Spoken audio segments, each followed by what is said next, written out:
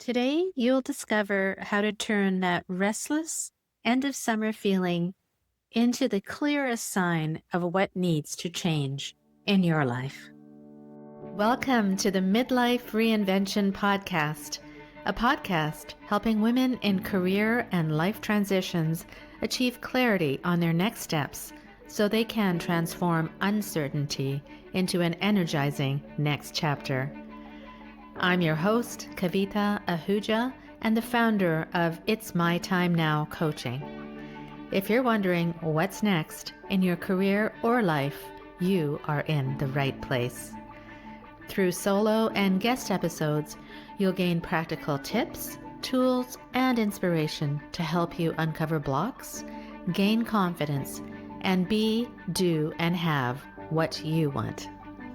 I rediscovered myself after the age of 50, and I know you can too. It's my time now to help you do just that. I'm so excited you're here. Let's dive in. In this episode, you'll discover 3 things. First, why that restless, sinking feeling you may get as a season turns is not something to push away, but something to listen to.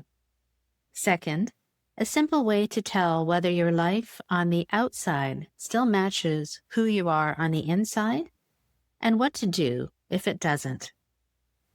And third, why this September, of all Septembers, might be the one where you finally choose a reset of your own. Stay with me to the end because I want you to walk into this new season feeling something you may have not felt in a long while, which is excited about what comes next.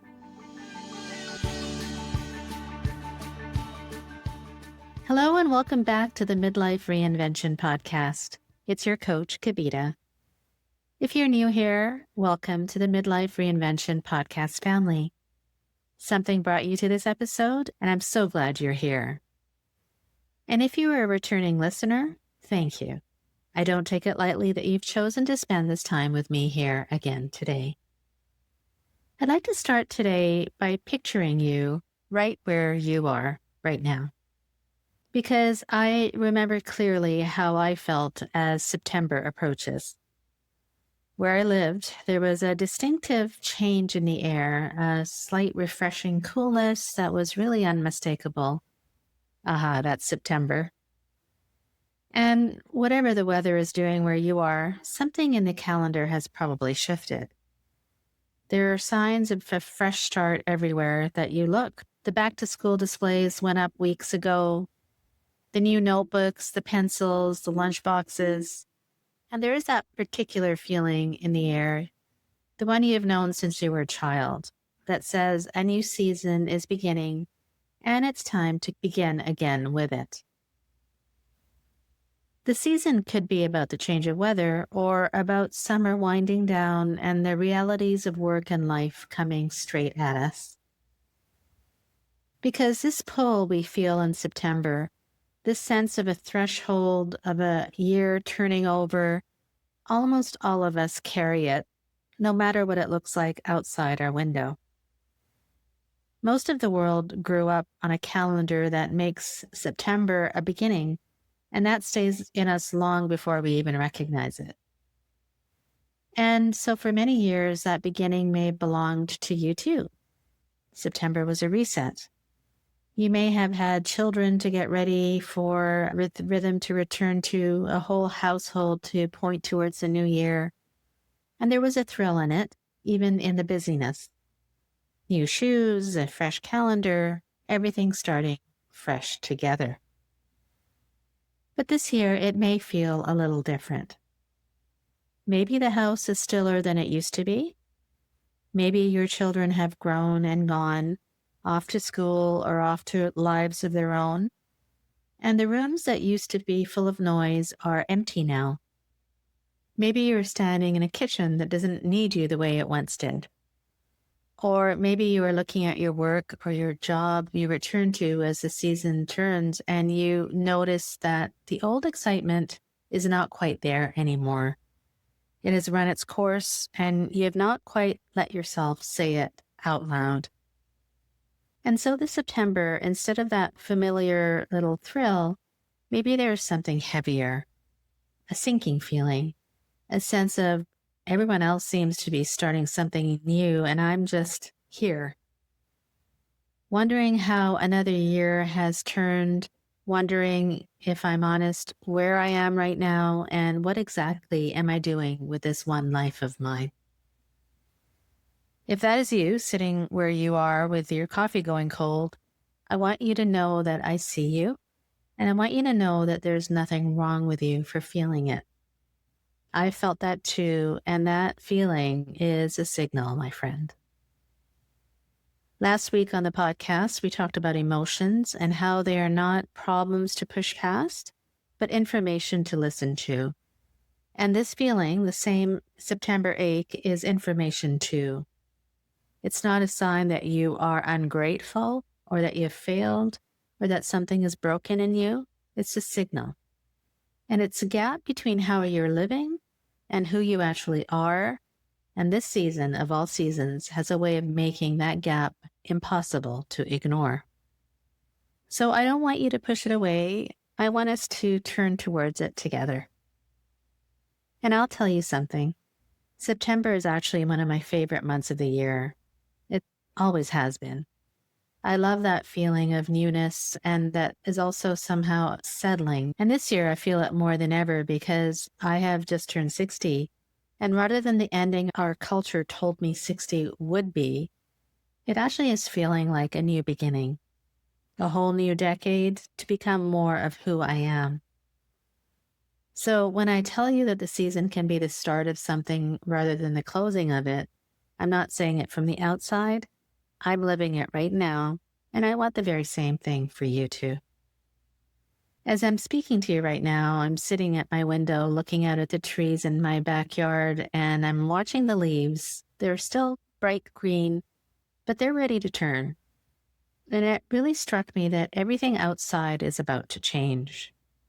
The green gives away, the light goes golden, and the whole landscape becomes something new. Nature does this without apology every single year. It doesn't cling to summer. It lets the seasons change because that's what time is supposed to do.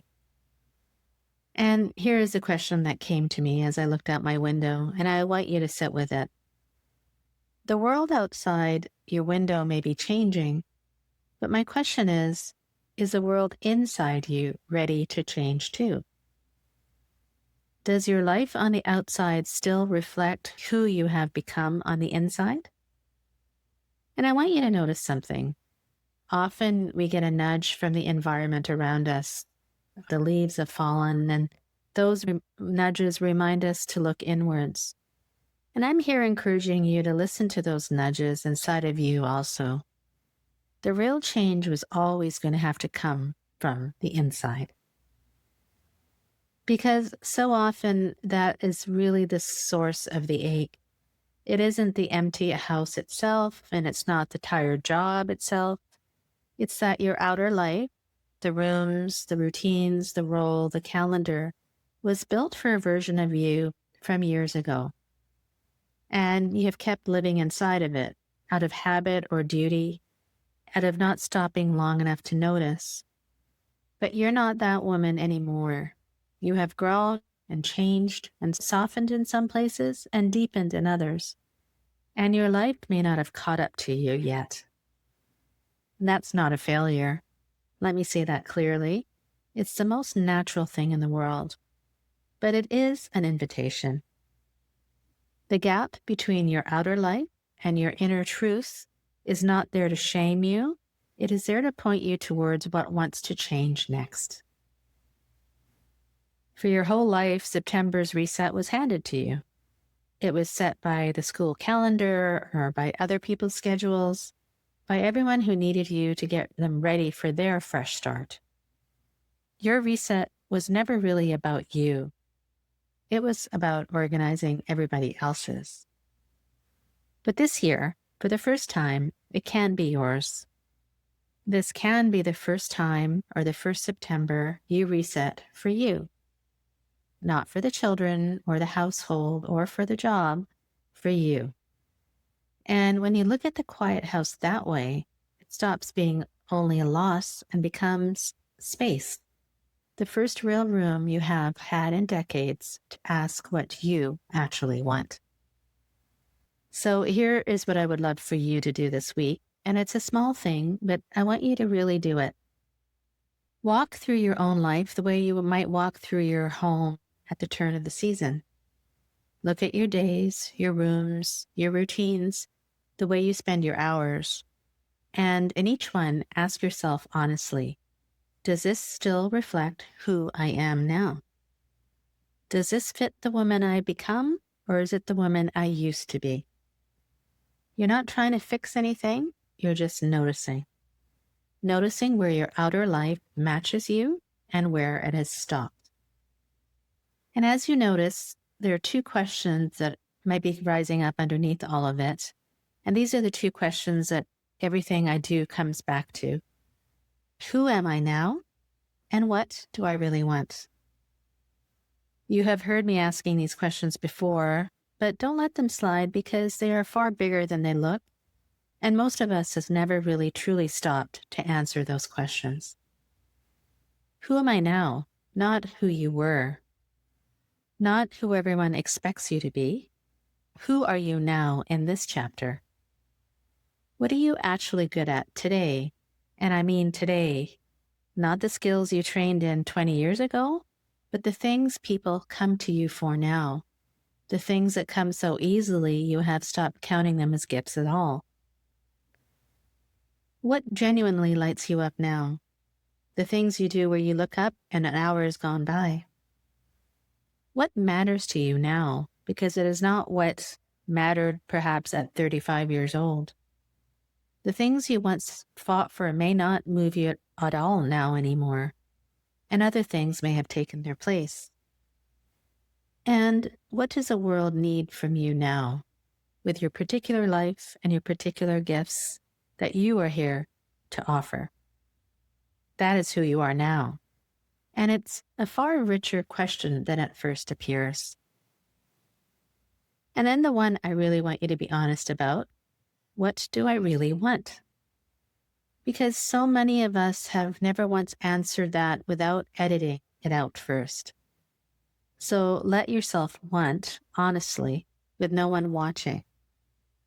Maybe you want more money, and there's nothing wrong with that either. More influence, a wider reach. And if that's you, then who is it you most want to reach and why? Maybe you want to travel, to finally see the places you keep putting off. Or maybe, honestly, you just want to rest because you've been going for decades and you are tired. Maybe you want work that actually fits the woman you are now. Or maybe you love that work you already have and you want to go deeper into it, or maybe even better at the thing you already love.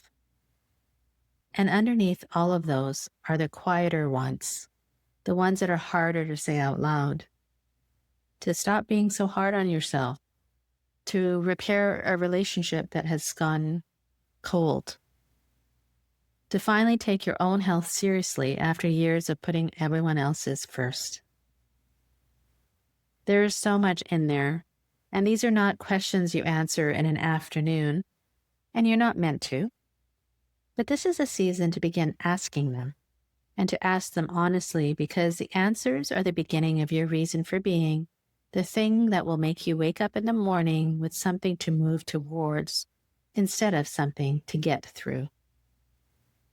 You can begin asking these on your own this week, and I truly hope you do.